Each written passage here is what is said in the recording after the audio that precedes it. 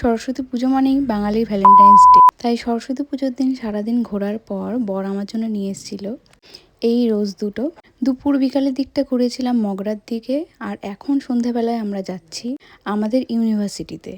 এই ইউনিভার্সিটিতে আমরা দুজনেই পড়েছি। ক্যাম্পাসে ঢুকে ফার্স্টেই এসছি ব্যানিয়ানের দিকে।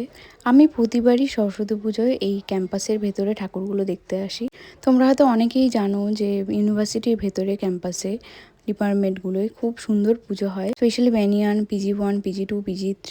ব্যানিয়ান ঘুরে আমরা পরপর সমস্ত ডিপার্টমেন্টের দিকে যে হোস্টেলগুলো রয়েছে ওখানে ঠাকুরগুলো দেখতে গেলাম।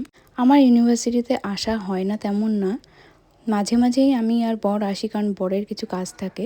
তবে সরস্বতী পুজোর সময় এলে আলাদাই একটা ফিল হয়।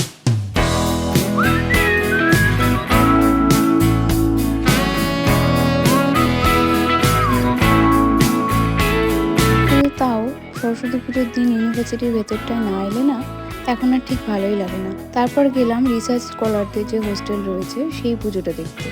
বাট গিয়ে দেখলাম কেউ নেই, মানে আমাদের তাও বেজে গেছিলো 9টা সাড়ে 9টা, আর বেশ ঠান্ডাও তো রয়েছে এখন।